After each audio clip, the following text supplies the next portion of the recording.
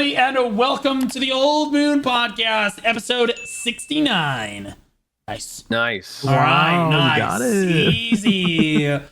First try. Oh my god, I messed up my camera. Oh.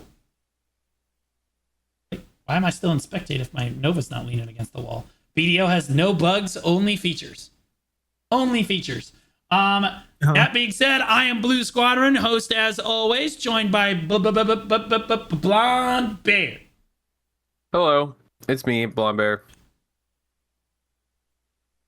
Bro, we gotta work on your intro. And he likes to party. Actually, he gets the I worst like to content. party. I'm just gonna pull fake in on the next podcast. Fake? And J-Kun. Hi, my name is J-Kun. I'm an Awakening Wisdomain, potentially Awakening Dosamain in the future. I do a lot of endgame PvE content, such as Olens, the dungeons, and you can find me live over at twitch.tv/JKunVT, V before the T. Playing PoE. Are you kidding me right now? Are you logged into Path of Exile right now? No, I'm just managing my workers. That's all.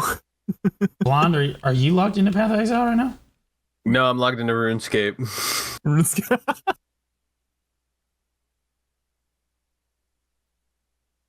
Okay, I think that Even Black better. Desert. Yeah. I'm experiencing an amazing Black Desert feature right now. There we go. Okay, there we go. Awesome. All right, so there's a lot that's happened between the last patch and this one. I do want to say that our last podcast had some of the best engagement we've ever had, as we had our Doomer versus anti-Doomer, I'm already a Doomer discussion between Blonde and I, and Jay participated. Was great with that. And I just want to point out, I want to say thank you to everybody that commented and gave your thoughts on it. I also want to say thank you that, I would say that there were about 100 comments, all upvoted like 50, 60, 70 times supporting me. And there were probably about, 20 or 30 comments that were not so much upvoted at all, that supported Blonde. So it was basically 50-50 support on either side of the fence. Like that, people just supporting Blonde and me almost equally. Like I would win some, Blonde would almost win other arguments. Really cool. Really, really cool. But today we're actually going to talk about the 200% BSR reworks that everyone was so hyped about and definitely asked for. Really cool. I'm curious, what are your thoughts on the 200% BSR reworks as PvEers? We'll start with Jay. PvEers, the animations look cool. I think some of the rework animations look amazing. Like I feel like the Succession Sorceress one was my favorite, where she hovers into the air, turns into this like big red vortex, and then she like propels forward. The Kunoichi one was also particularly really good with all like the bouncing chakrams. And actually for me, one in particular that I was a little bit disappointed by was, oddly enough, the one class that I played the most, which was the Witch. Like her 200% the voltaic. You didn't like that? I didn't. Yeah, it's one of the most iconic spells for BDO, right? The normal skill is like this 360 AoE lightning, right? That pulses from the Witch, and the 200% doesn't look like voltaic pulse. At least to me, it kind of looks like it should have been lightning barrage. The 200%, with the way they use like this lightning orb for it, it still looks great. It still looks amazing. I do like the detail that your lightning summon, Tet, he's helping you cast the spell, but it just doesn't look like voltaic pulse to me, is my criticism for it. And so I don't know how usable it will be in PvE. Should I get into like the PvP side? Jay, you realize that in PvE, in order to get, I'm so sorry. In order to get to your 200%, you have to at least have the 3 There's a lot of compromises from the tongue, right? You say compromises. You have to objectively grind worse by not having your devils equipped. Mm-hmm. Right. So no maybe one is I'll ever get into using the this. PvP side first. Yeah. So let's look at the PvP side. Go ahead, Jay. Mm-hmm. So as for utility and usage of the BSR, I do think a lot of certain classes will be able to make good use of the new rework. There's going to be 3 types of situations in particular that I think can utilize the 200% effectively. So one, it's any class that has a full iframe. during the 200%. So from what I've seen, Wizard Awakening 200% has full iframe. Sorcerer Succession has full iframe. Kunoichi Awakening, and they have full iframe. And it's a big AoE. So that's the first type. The second type that I think will be very useful is any of the reworks that have massive range so that they can safely use their 200% from far away, even though it's a super armor. So that would be, from what I've seen, Succession Ranger, or also Succession Striker with their sort of like Kamehameha attack. And then the third type that I think will be utilized is any class that has a fast 200% that also allows them to move while they're using their 200%. So, you know, from what I've seen, Awakening Warrior has that movement. He can like move like multiple times during his 200% to reposition. As for the others, the rest of the classes who have a slow animation rooted in place 200% will have a much tougher time utilizing their 200%. I feel like if that's the case for those classes, then their 200% should be made strong enough so that it's a kind of like a high risk, high reward type deal. I haven't used the 200% yet this patch. I don't know how people have been utilizing them, but those are my ideas of how people will be utilizing the other three types that I mentioned before.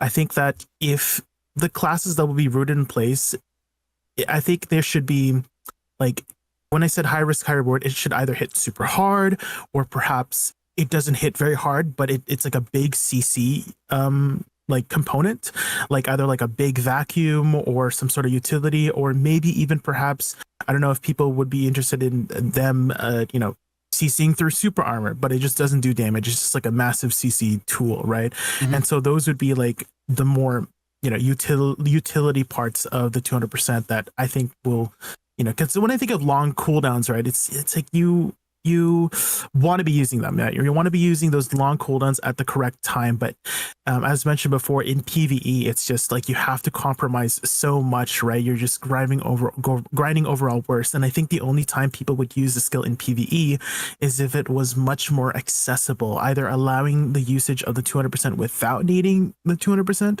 or having a way to achieve 200% without making a compromise in gear. Like, let's say if you're grinding mobs, you can reach 200%, but if you are in a PvP scenario, killing players will not allow you to go over the cap or something like that. Would be potentially a way for them to make it usable in PvE. And it's still a 20-minute cooldown, so you can't even use it for more than 3 times an hour, right? Because of the 20-minute cooldown. So, but yeah, otherwise in PvE, it's still just only a visually appealing ability you can see in trailers if you don't participate in PvP. So. Okay, so yeah, no, on that note, they changed all of like the damage numbers that went into the 200% as well. Mm-hmm. And as we all know, the Succession Berserker 200% before was the best 200% in the game, hands down. It just did so much damage. It was used in large scale PvP all the time. That was kind of Succession Berserker's identity, was to use 100 and 200%. Except it had a 30-minute cooldown before. Now it had a 20-minute cooldown, so Succession Berserkers were hoping that they were going to do a lot more damage. Fortunately, we have C-Zane that clipped this for us because they tested the damage when it came out here. Let's take a look at this.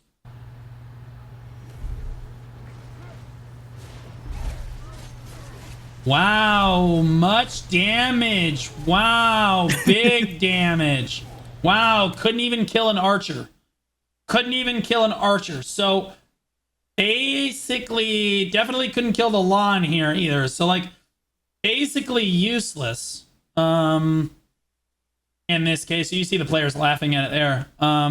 It's basically cooked at this point. At least as far as we can tell, in terms of overall damage, it's really not doing any damage. So I'll be honest with you. I don't mean to be the doomer, but you know what? I took on that identity in the last discussion, so I'll just go ahead and take it here too. I have no idea why in the hell they're even developing stuff like this if they're not even going to let us use it in game. Like Jay said, you can't use this in PvE. You cannot use this in PvE because you're going to be using your demos, right? And you need at least the 3 set effect from the tongue rad, plus I think accessories too, unless I'm mistaken. I think you need the accessory. I mean, you need 5 set to reach 200% baseline. Well, you need the artifacts instead. So I think you can do 3 set plus or you artifacts. Can use artifact, yeah. Yeah, but then you're crippling yourself. But then you have to, you can't use the kabuas. Yeah. So like you have to basically completely cook yourself. in PvE. It's just totally dysfunctional. For And in something you can PvP, only use every 20 minutes. yes, too, for something you can only use every 20 minutes and it takes forever to cast. Sure, it gives you 2 times the buff, but like, let's be honest, the 100% is just better. It comes out way faster and then it gives you half the buff, but it's up like way more frequently. Yes. So it doesn't really make sense to use in PvE. And then if you look over at PvP, they've nerfed the damage numbers. I mean, these skills look really cool. I'll hand it to them. The skills absolutely look awesome. They're just, especially like witches. What you gonna stand here? Hold up, where's the witch at? Hold up, let me just. I mean, I agree with Jay. I think it looks really cool. I think the witch's skill looks really cool. But please pay attention to the protection she's got here. It's super I mean, armor, she's just begging to have hands Just put stand- all yeah, over those exactly. hips. Like it's absolutely, while she's casting, it's absolutely obnoxious. I mean, the only class that looks like they can get things off are like Awakening Wizard.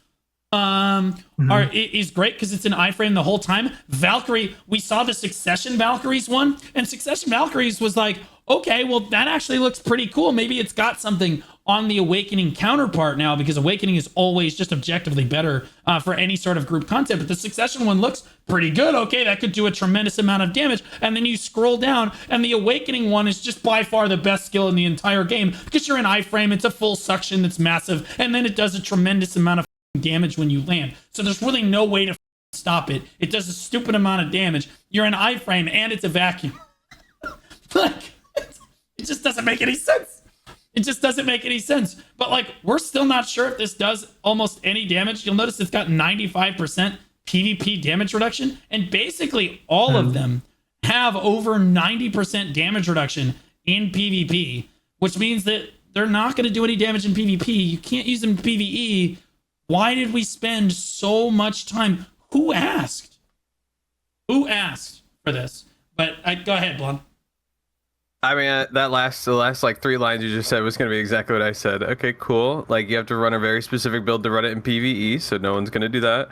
And for PvP, it doesn't do any damage, so we don't want that. So what is the purpose of adding this function to the game?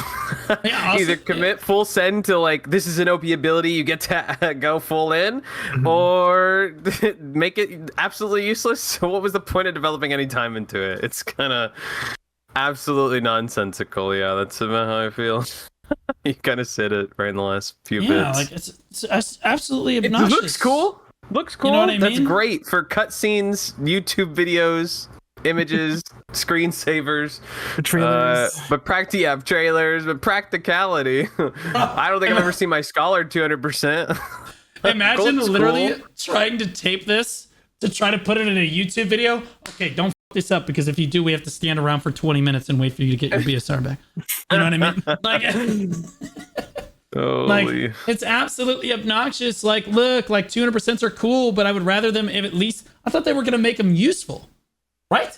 Like, I thought that was the whole point of reworking tongue grad accessories, right? I thought that was the entire point of doing all of these reworks, and they just don't look useful in either aspect of the game. So we're left wondering as players, like, how long did this take you? Because like PvP's kind of hurting right now, and like we could really use some better PvP features, or just anything, progression, PvP, PvE, anything. Instead, we got Dekia level 2, where they forgot to update the Crescent Shrine. Like, they literally, the Crescent Shrine thing had exactly the same icon as the normal Crescents loot, like mobs. They didn't even bother changing the icon until this patch here. Just a little obnoxious. Just a little obnoxious. So the second thing we wanted to talk about is this huge, I'll be honest with you, this kind of came out of left field. This is on the global app. These are Downsmash and just smash changes. Yes. And this is really big, balance wise. They are basically removing down smashes and air smashes and all types of smashes from most of the critical classes that were using them before. Things like Awakening Ranger, Zerker, basically all around. I think Mystic and Striker as well got hit pretty hard. Guardian also got hit as well. They basically just removed a lot of the down smashes and air smashes from those classes' abilities, which I think definitely for Ranger, at least, for example, definitely changes a lot of the identity of the class. And they said they did this because people were using down smashes instead of using knockdowns, and it was CC capping people. So they're taking the smashes off of the skills so that the bad players can use like normal CCs instead of down smashes to get the 2-second combo. It's just a really weird, kind of out of left field. What do you guys think about it, Jay?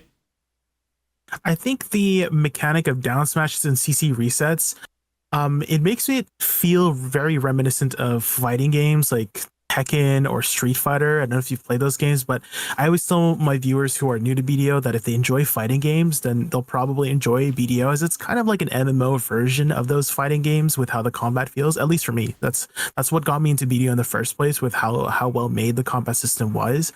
Definitely, there are certain classes that benefit much more from down smashes over other classes, and particularly any fast class, because if you're a faster class, that's kind of to be expected. Like, a fast class would be more combo oriented, or a slower class would have a hard time comboing. But with the removal of a lot of the down smashes or altering of the down smashes, it makes it a little bit, I think it's called like skill expression. It's like they're kind of removing a little bit of that skill expression when it comes to utilizing those kinds of like CC resets and stuff like that. Air smashes too are a whole doozy. They're so difficult to also utilize. I'm wondering why they have certain abilities in the first place to have air smash. I don't know if they should like rework the whole air smash situation where there's more opportunities for classes to air smash. But for those viewers who don't know how air smashes work, I believe they only proc off float, right, while the player is in the air. And there's only very few classes that can float and then follow up with an air smash.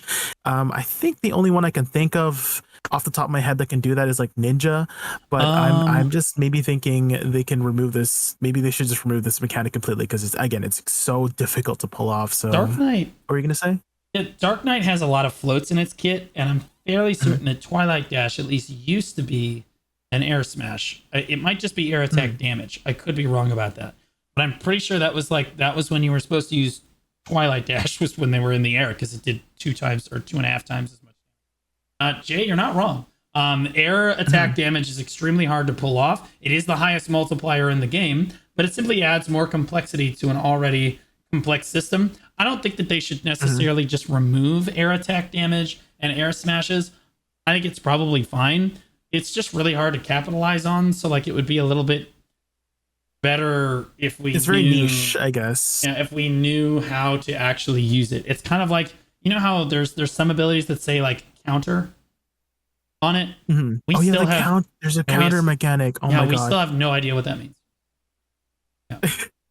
All I know is that there's a counter on dagger stab for Witch and Wizard that I remember like trying to figure out what the heck it does, because I was initially thinking back in 2018, does counter mean like if you use it while somebody's CCing you re-CC them back as like a parry or something like that? That's what I thought too. That was not the case. It was, no, it's not. I don't know. I still don't know exactly how it works, but there's a lot of like niche CCs in BDO too, like freeze. There's only a few classes that have freeze, like I think Nova and Witch and Wizard.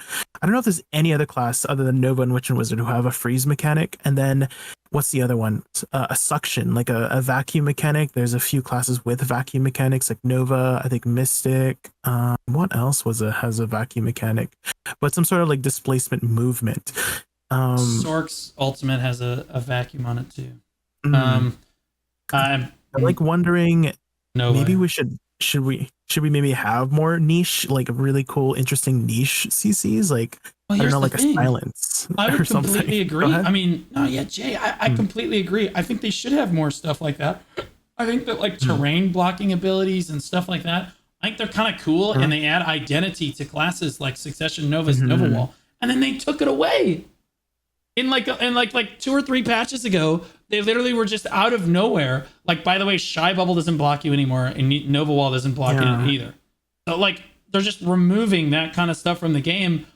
I don't even really know, again, to who asked. Blonde, what do you think about this whole down smash situation? It feels like some guy on the Korean forums just really had a hate boner for some ranger and was just like, oh, I'm going to type up this massive manifesto and I'm going to get these down smashes removed finally. That's what it feels like. Because, I mean, I know people have had some qualms with down smashes because it's not really a fun mechanic to be based around when you just down smash. Because nobody, I mean, do you guys run a full down smash resistance build? Like, it's just kind of like one of those silly mechanics that you run into when you run into a very particular class. So it's like, Yeah, it's kind of Well, it's annoying if you're gonna know, if RNG, you're gonna be right? fighting an ranger, and it's like, yeah, it's very RNG based, right? So it's like, Mhm. this ranger could 10 duels in a row combo me to ad infinitum, or I'll just roll positive and beat them every time. So I feel like it's just like, I feel like we've communicated for a long time as a player base to remove like RNG from CC because there's already plenty of RNG from the game, but there's also still like an element of like uniqueness and surprise to fighting and stuff like that. That I think that this is just one of those misinterpreted things of like, yeah, we want RNG removed from CC, and they immediately think, down smashes, we gotta fix that, and it's like, no, Resistances. I don't think that's, yeah. I feel like it got lost in translation a little bit. I don't think they heard what we were putting down. So I think this is just one of those like cope responses of like, oh yes, we will address your concerns finally. No, this is, I mean, it's definitely annoying for whoever has a arch nemesis who's a ranger, but yeah, it's just one of those niche things you don't really come across too often, right? So it's just odd. Yeah, I'm thinking maybe instead of having like more RNG CC situations, we have more niche CC situations. So as I mentioned before, like silence could be a cool mechanic for a few different classes, and that would be their niche. And that I guess that would prevent using skills, but you can still use movement skills or something like that. Snares would be the opposite, where you can't use movement skills, but you can still use attacks. Maybe could be a sleep mechanic where it's like a long CC and sleeping targets take increased damage on the first hit, but you can't get like re-CC'd from it. And also, here's a really cool tidbit. If you eat an Amanita mushroom, you can get, this still works today, by the way. If you guys go buy an Amanita mushroom and eat it, you get a buff called fear resistance for 30 seconds, which makes me think that a long time ago, they had a fear CC mechanic that was considered in BDO at one point, which I think that would work like, your character would start uncontrollably running away from the target that feared it. And why do I know eating an Amanita mushroom gives you fear resistance? Well, anyways, I think the CC system in BDO could definitely be expanded upon and open up more interesting ways to create new and dynamic ways to play the game, and it could open up more more for sure ways of CC rather than just RNG ways of CC. So I had enough of fears when I got feared by fiddlesticks in League of Legends. I do not like fear as a mechanic. It makes me lose control of my character. Really annoying. Very frustrating. But I wouldn't mind things like again, like Nova Wall, Shy Bubble. If Mystic like surfed on her dragon and brought like a tidal wave through everyone and it knocked a bunch of people up in the air or something. I was kind of hoping that was the direction they were going to go in with some of the 200%. You know what I mean? Like something like that. Like big, impactful skills. But I suppose you don't really need stuff like that since large-scale PvP is dead. You don't ever need to worry about people having to make plays. You know what I mean? You don't need to ever worry about developing that content anymore. Kind of a win-win for everybody. Okay, so let's think a little bit about this new Abyssal skill and how obnoxiously long this took to get out for Scholar. We literally released Dosa, and Scholar still wasn't finished yet. Wrap your head around that for a moment. Scholar just got her Abyssal skill, and it actually looks really good for the 8 people that are still playing the class. But like, it looks really, really good. But like, I think they added it kind of as a flow. And in fairness, Dark Knights is also kind of a flow, and I think that's just the direction that they're going in with this stuff. So like, I don't know. What do you guys think about the new Abyssal skill and just like Abyssal skills in general? I think the Abyssal skills were initially introduced to try and add a utility tool for a class, but a lot of them are kind of poop. And the one I saw for Scholar was basically not a utility tool, but another, flow attack that seems to seamlessly fit into the rest of her kit, which is not the case for a lot of other classes, which is awesome for her, but what the heck for the other classes? And it kind of makes me think, like, should we maybe, should some of the more useless skills or less common skills be completely reworked or perhaps even trimmed out and maybe even re-added within the current skills? So for example, Dagger Stab, right, from Witch and Wizard. Nobody uses a skill, and your Abyssal skill replaces the keybind for it. And so the only way to use Dagger Stab alongside your Abyssal skill is to manually put it on your hotbar. And so I'm like thinking, instead of removing Dagger Stab and and also instead of just having it in the game for nobody to use, let's put it on magical evasion. So let's say you forward dash and you also dagger stab at the same time, which it still does have a CC component to it. It has a stiff CC in PvP. So if you wanted to, you could maybe engage with a forward magical evasion, and you also did a stiff CC alongside it. So that would be an example of like trimming the ability and then re-implementing it. I guess you're baking it into other abilities, which kind of makes, actually, now to think about it, they kind of did that with SQ, right? With Earth's Calling for Witch in Awakening. I keep using Witch as an example because I just know Witch so well. But they put Earth's Calling, they baked it into Fissure Wave, so now it just does it with Fissure Wave and just auto casts it. And I feel like they could do that a lot with all of the older classes, older abilities that just don't have like all their useless skills. They could re-implement it in that way. But I don't know, maybe I guess some people could argue that having bad abilities could teach a player, hey, don't use that and use this other ability instead. But at the same time, if we just have good abilities and useful abilities, they'll just use them regardless. So yeah, I'm thinking, like, again, like the Abyssal abilities, some of them are really good, some of them are really bad. I feel like the really bad ones, I'm just like Wusa. I think Wusa is a pretty good example of like, nobody uses the Wusa freaking Abyssal skill. It's just, I don't know if they even thought about put any thought into creating it, but it's so. Oh, it's really bad. Oh, Wusa's is really bad. It's really bad. Megu's is like usable in PvP, but like it's not gonna be used in PvP very much. Okay, so for those who don't know what the Wusa Abyssal skill is, you take like 2 steps back initially in a forward guard. It's a super armor first. You super armor twirl back like 2 feet. It's like so short, so it's not even usable as a movement skill. I don't think it's protected. And then when you press, it's unprotected when you use the attack component of it. You don't have to use the attack component, but the movement component is so tiny that it's not even useful as a movement skill because you just move 2 feet back. So it's protected super armor twirling backwards and then forward guard. And then if you use the attack ability, it's unprotected, which is it's a wonky CC, but it's so difficult to land without getting, it's unprotected CC. It's not even that far range too. It's just not very usable. And I feel like they could re-implement that in some other way, as they just either make it move more and stuff like that, or add that CC component baked into something else, like your thunderstorms or something like that. I don't know. They could do so many things with some of the older abilities, I feel like. So yeah, so like I'm really nervous about them changing like the old abilities, because like every time they seem to try to change something or update it, we hate it and it's terrible. Right?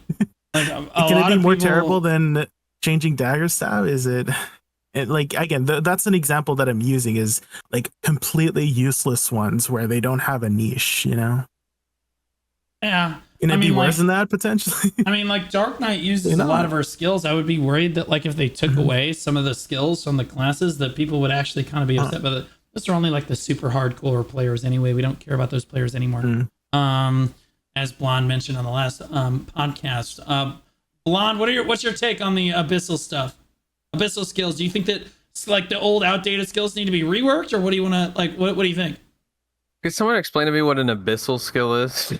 Oh my god. Oh my goodness. I don't even know what this means. You guys can use Abyssal. I'm like, new school, cool. Why is it called Abyssal? What's it from? For the Zerker, he does the like little jump back the jump back skill, and that's the new skill they just gave everyone, right? You get it from the Magnus, right? Magnus skill. Yes, it's the Magnus skill. Yeah, sorry. You're saying Abyssal, and I'm like, what the fuck is going on? Did I miss a whole ability in every single skill tree? Like, what is you talking about? Should I not have said Abyssal skill? Well, you're correct. I just have no idea what you're talking. I'm like, what is this new skill? It's not a bomb. It's not the obvious skill. It's not the awakening to a succession skill. It's not the 50th other skill. Like, which new skill? We got 20 different skills from different things. I don't know what does Abyssal mean this time.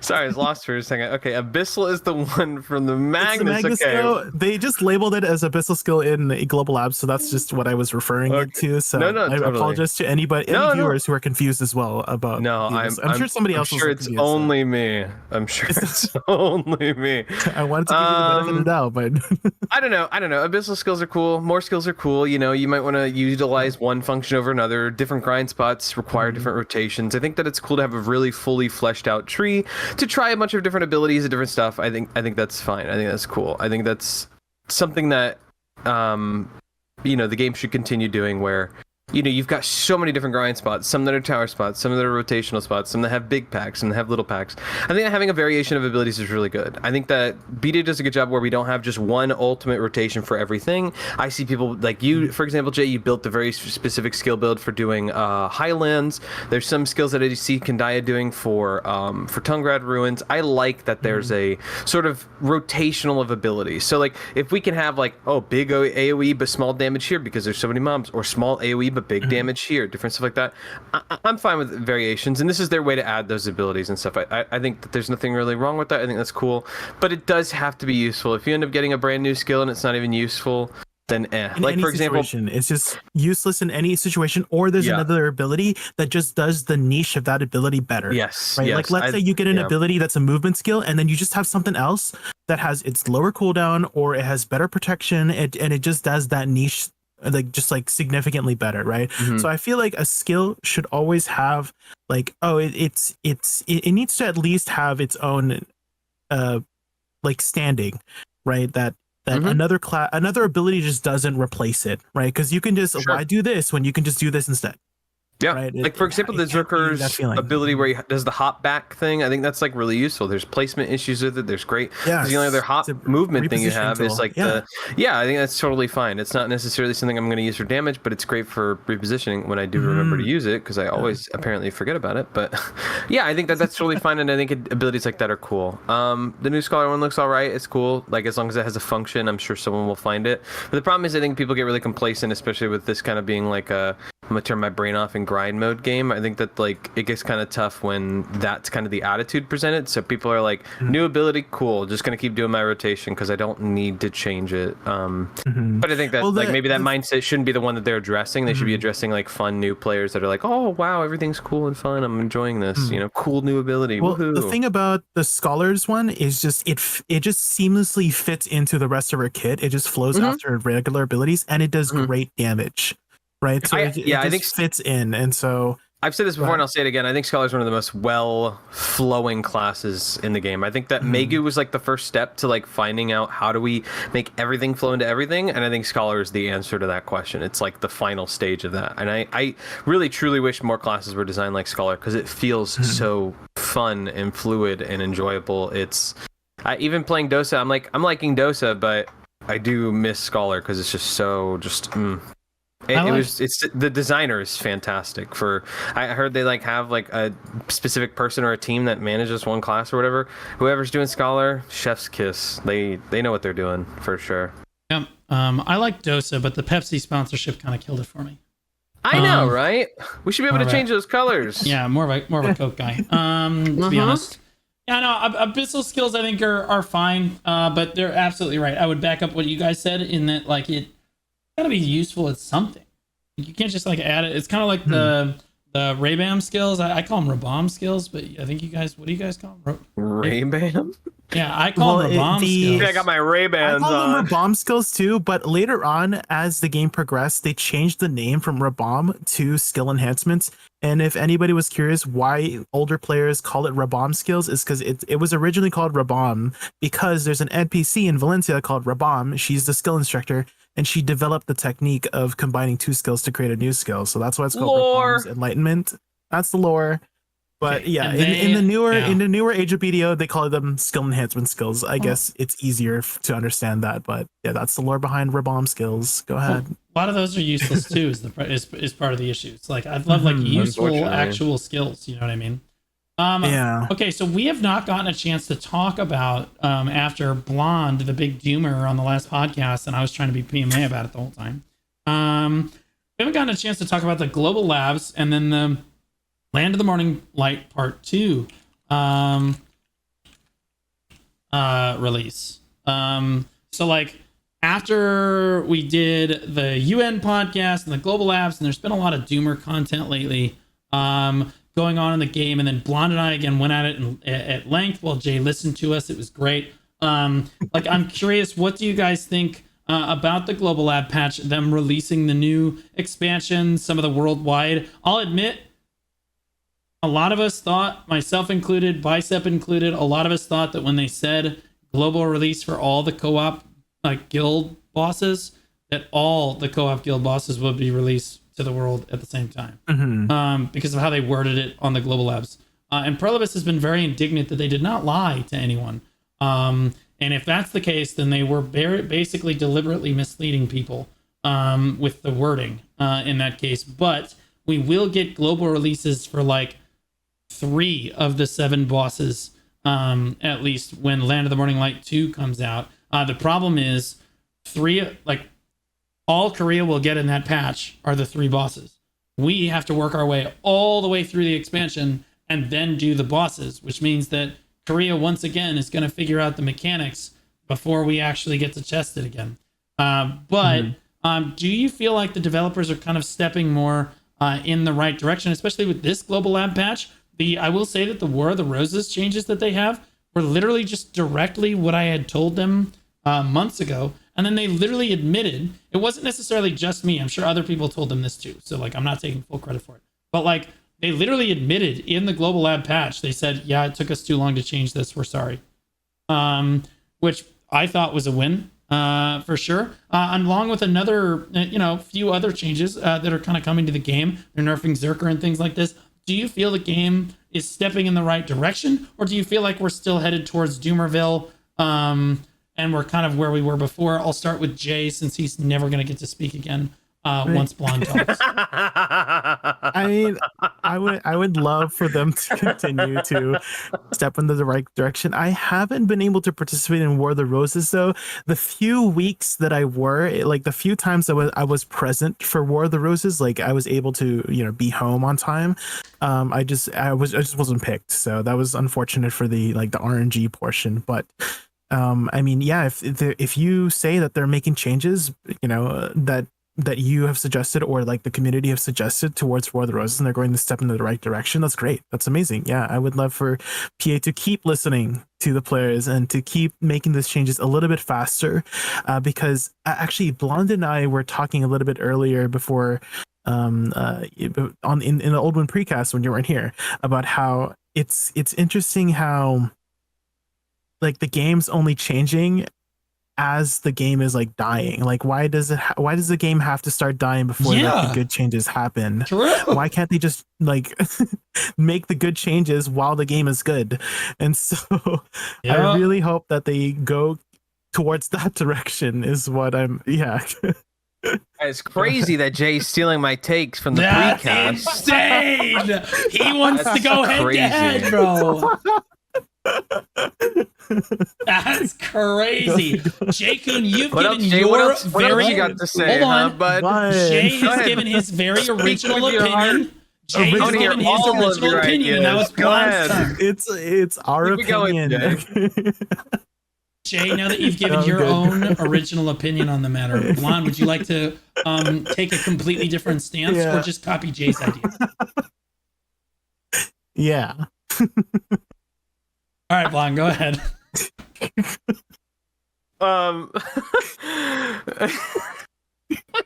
What can I say? Jay already said it. I agree. It is kind of weird. I've seen the commentary on Reddit and in different Discords over the last week where it's like, oh, isn't it crazy that all of a sudden all the guilds are quitting and BDO's dying, and now all of a sudden they can do some changes in this game. Isn't it so weird?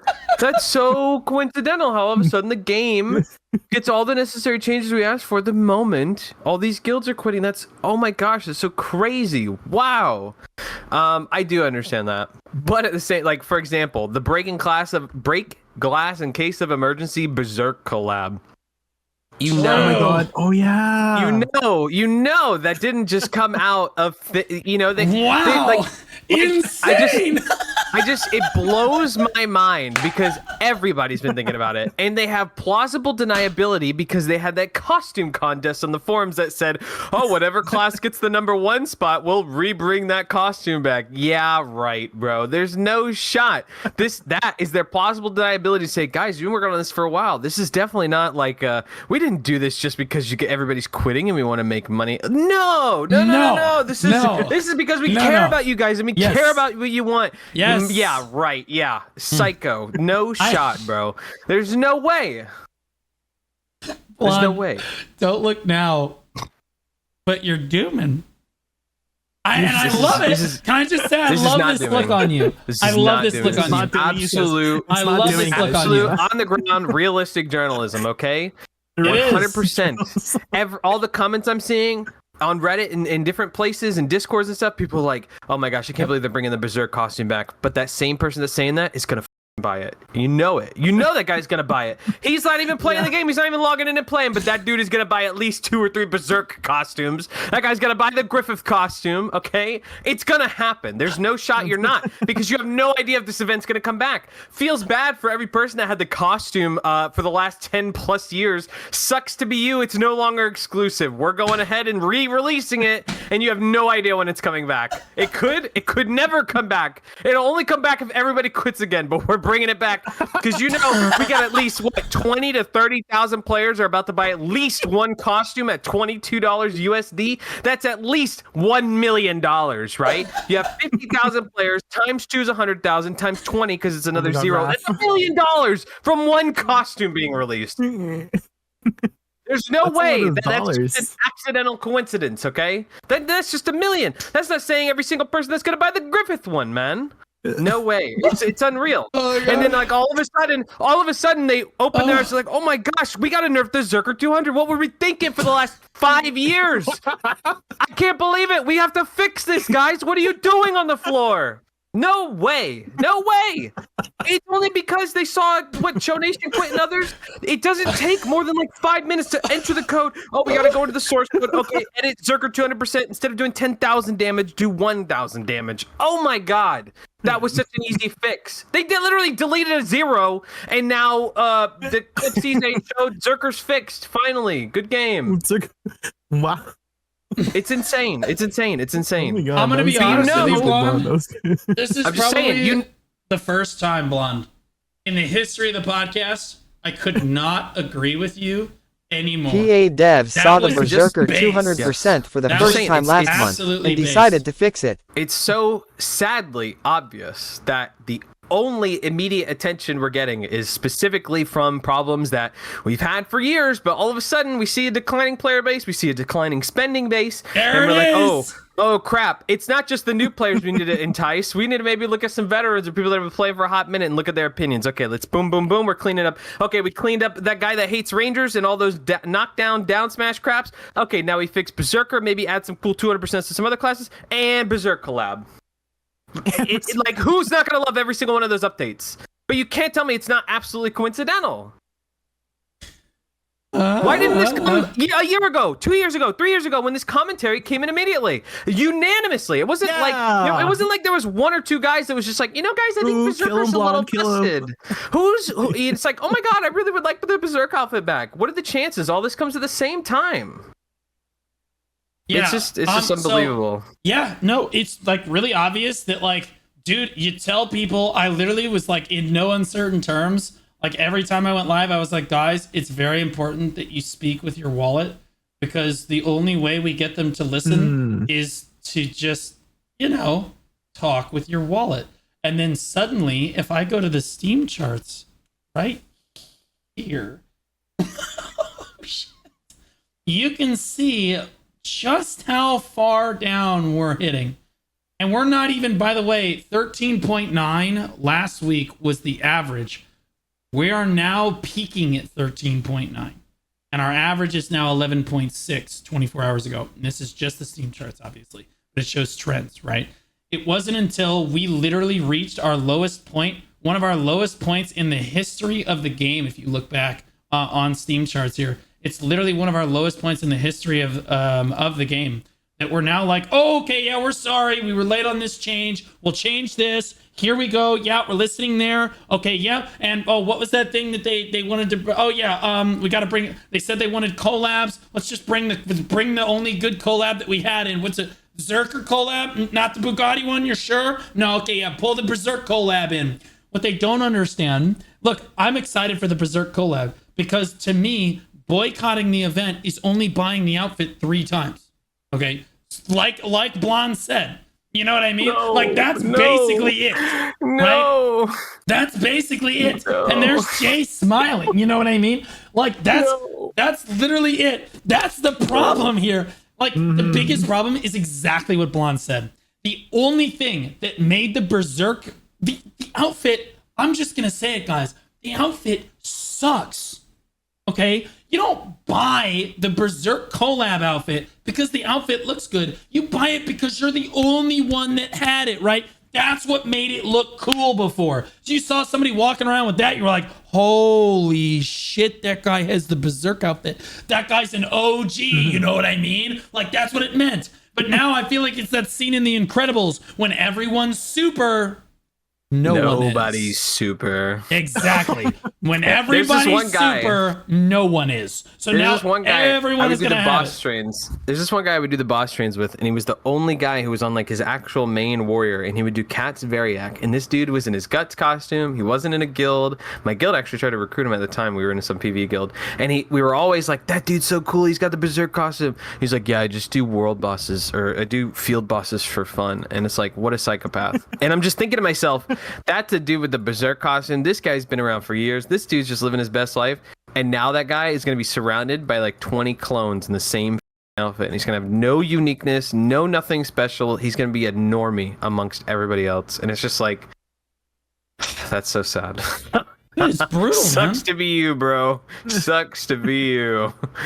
Yeah, dude. Like I can't believe it's the exact same outfit. That's the brutal part. Like I thought that maybe No variation. They just turn the code back on. They just click the on Here's button. the thing. But League of Legends did this too. People got really upset that they couldn't get the Pax Sivir or Pax Twisted Fate or Pax whatever, right? So they brought the skins back, but they made them slightly different. So like you have Neo Pax Sivir, and then you had Neo, Twisted Fate, whatever. So players could buy it. It looked really similar, but like it wasn't quite the OG. You know what I mean? Yeah. Like you still had that value. This is literally just like, all right, turn it back on. We're losing too much money. Like Blonde said, we're losing too much money. We got to turn that back on because like we're not going to make it. Like I guarantee you right now that the game bottomed out really hard and it continues. Like currently, I'll be honest. Have you guys seen my Renaissance Fair? I'm doing my best to turn this around. I'm doing my best to turn this around. Hopefully you guys got excited because the riddles are really cool. Yeah. And I'm going to release 5 more next Wednesday because they went so well. I got such good positive feedback. I'm going to release another 5 riddles on Wednesday. But that being said, I put on this massive event. Okay. There's a cosplay competition. There's an art competition, a music competition, unique prizes, lots of money on the line. And then there's Mysteries of Summer on top of it. And do you know how much Pearl Abyss supported that, bro? I'm running the biggest event of the entire summer. I'm literally, as a content creator, one guy in his house putting on the biggest event of the Black Desert Summer. You understand that the week before this, we didn't even have a single event in that patch. This time, we got like the reskinned horse event and all this other stuff, but like, that's it, bro. Like, and they're not supporting it at all. I guarantee it's because they're upset with me, but like, that's fine. Don't support it. It just makes you guys look bad. That just sounds like a you problem. Like I've kind of gotten used to this, but I'll admit, if I was Pearl Abyss and I'm thinking with a business mindset, and you have a content creator that's going to run an event that big, when your company's like hurting, how many other content creators are running really big events right now? Because nobody does. Everybody's like, well, this abandoned ship. Right? Abandon hope, all ye who enter here. Like, that's basically where we're at. And I'm putting on this massive event. Wouldn't you want to support that? With, like, everything you've got in the tank? Because here's the deal. I know they got budgets for this stuff. I know that they have budgets for how much they can support people every quarter, and no one else is running events, so why would you not just dump the budget into the biggest event of the summer? It's just wild to me. It's literally insane, right? But like, oh, now we got to release the collab, like the Berserk thing, when people have been asking for it for years so that they can buy it, like the FOMO outfit. And like you said, kind of interesting that they would release it at this moment, right? And all of a sudden, both the last Global Lab patches are like, okay, yeah, okay, all right. Here's the Zerker nerfs. Okay, all right, we're gonna nerf the 200% on Zerker 2. We'll listen to your War of the Roses suggestion. Still not listening to Node Wars. Yourself. It's open world PvP. Who? You know what I mean? Like, it's, oh my God, man, it's infuriating. I will say that they've begun stepping in the right direction, a little bit, tiptoeing. Because If it continues, Correct. hey, then it wasn't just a fluke. If this is something that's going to occur every week, we're getting the class balances, we're getting all the OP classes nerfed, everything's getting in line, we're going to keep doing this and that. If they're going to continue to listen to feedback, cool. It's not just a fluke. It's not a one-time thing. Every week or every other week after this, we're going to see a global lab with the big change. That's 100% what people want to see. But the lack of like any open communication, which is unfortunately something we've always talked about, where it's like, just give us an idea of what your head's in the direction of, right? Like, that's all people want. We want to know that, hey, at least you know we're in your mind and you're working on the code for it.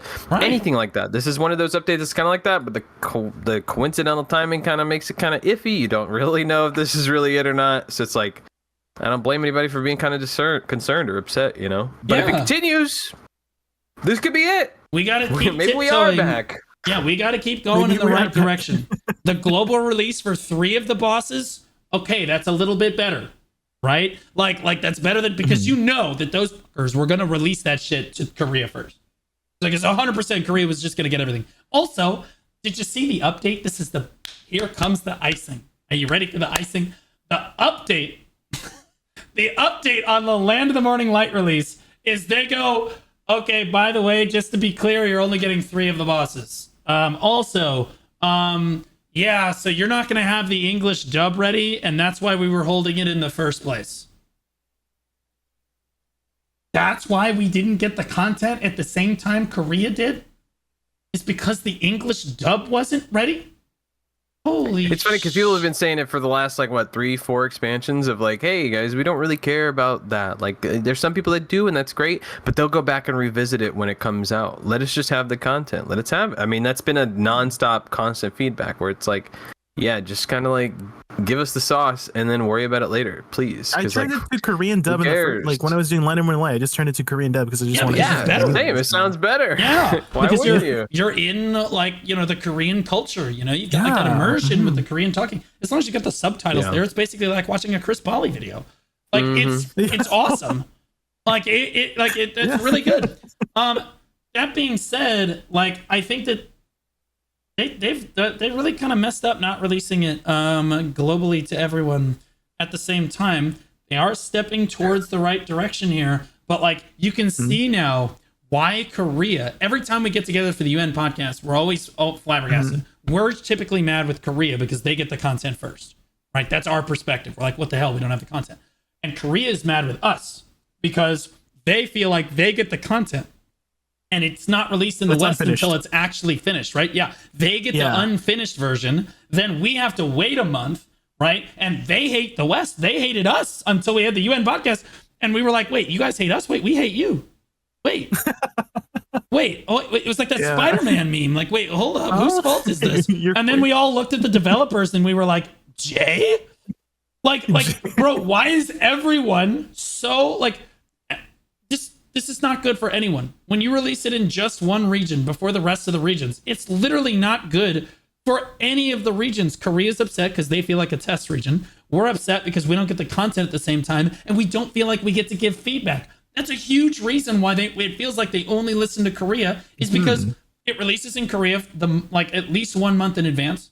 Korea gives feedback. They fix the bugs. They fix all this stuff, right? And then they release it to us, and they're already on to the next thing. Like we try to give feedback. They're like, no, it's already perfect. And they've just moved on. We're talking to like a brick wall.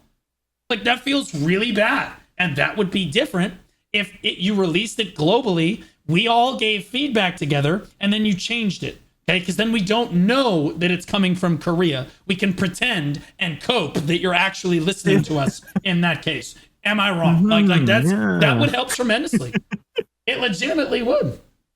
It's obnoxious, dude. You know what else would have been cool? Because you mentioned earlier that the only reason why the expansion was delayed because of the the English dub and stuff like that.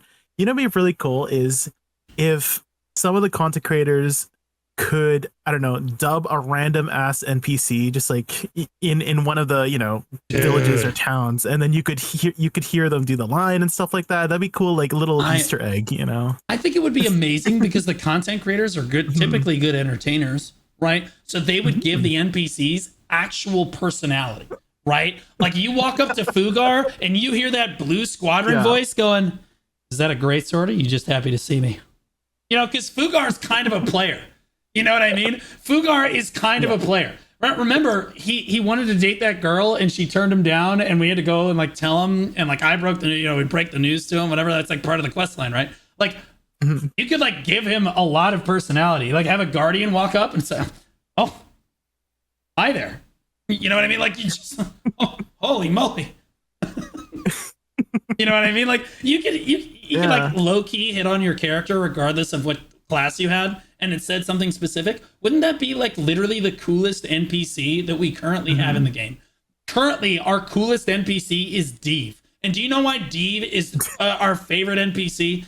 It's because he goes, "I'm you deep can even the store your storage worries here. here." You can even store your worries here." And you're like, "Thanks, Deve." You know what I mean? Like, like that's everyone else just sucks. You know what I mean?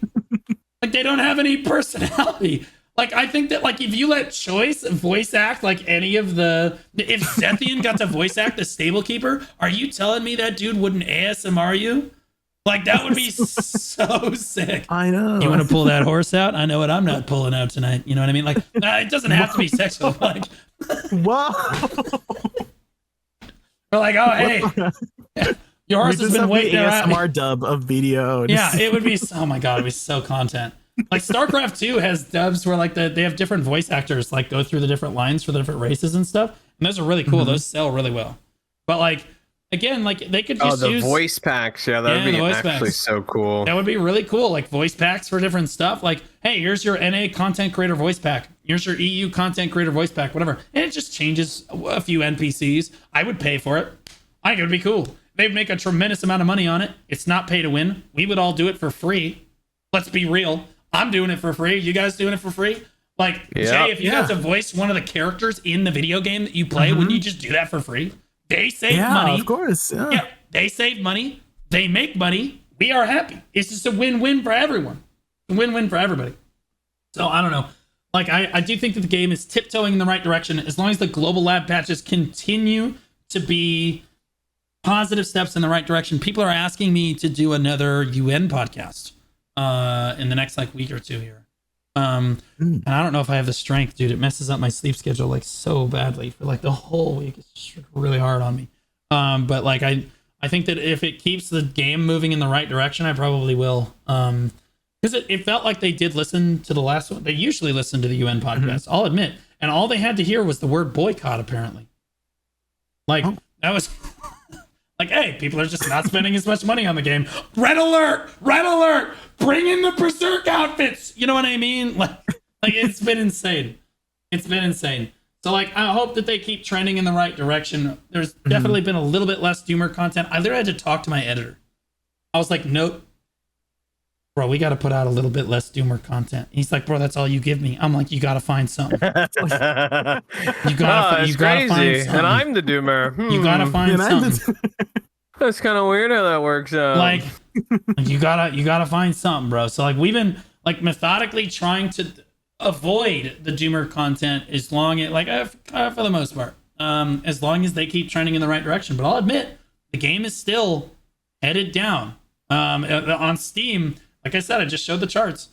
It's not like that's not like all the players, right? But it's a good indicator for like how the game is doing in the West. At least for all the rest of us. So like I don't know. We'll see. We will see. Okay, so I think that we are out of time, so we should probably do closing thoughts. Jay's been going first all night. Blonde, why don't you give the closing thoughts here? Closing thoughts. We'll see. Like I say every week. Who frickin' knows, bro? We'll see. If they continue with the trends, then cool. If they don't, we're screwed. He's but like, I'm hey, don't logged forget into to, RuneScape anyway. Screw yeah, it. just make sure to log in and get your Berserk outfit when it comes out this week. Coming next week. No, on the Blonde. update. Get your Griffith and your Berserker costume, you know? Because you never know when it's going to come back. Never know when the game's gonna die again. Yeah. Jay. Closing thoughts is I think the BSR rework could still be improved, and I'm really excited for a Black Shrine 2. And while we wait for that, you can find me over at twitch.tv/shakenvtv before the T. Right on. Okay, let's go ahead before I do my outro. Let's go ahead and pick our favorite outfits. You guys are definitely here and listening. Yeah. Okay, your favorite outfit, Jay. Which one's your favorite? The Actually, one named Downloaded. Oh, this one right here. Yeah, the one with the gold plate with the blue. Yeah, the one that's when wearing a bosoms. bikini for the rest of the. Yeah. Yep, I like that one It's too. a good shape. Good shape. Yeah, in good shape. Good way of putting it. Yeah. My favorite is definitely this Dark Knight. Is actually just crazy. The character model, the dye. This looks crisp. I don't even know. Yeah, I don't. That's the Veritas hood. I think It looks with like a supermodel. I know, it's so good. The Sinterra variant, the Veritas hood. I'm not sure which pants those are, or what cape that is, though.